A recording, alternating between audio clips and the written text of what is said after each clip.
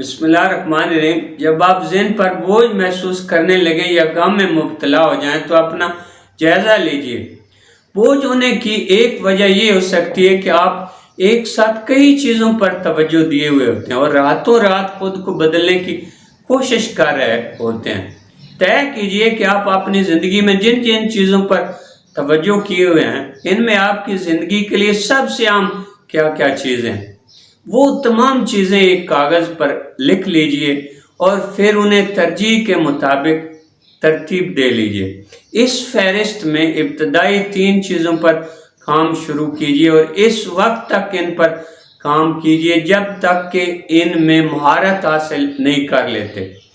جوں آپ کو کسی شے پر مہارت ہوتی جائے گی یا آپ محسوس کریں گے کہ آپ کو اس پر کنٹرول ہے تو ذہن پر بوجھل پن کا احساس ختم ہوتا جائے گا۔ بس اس چیز پر توجہ دیجئے جو آپ کنٹرول کر سکتے ہیں۔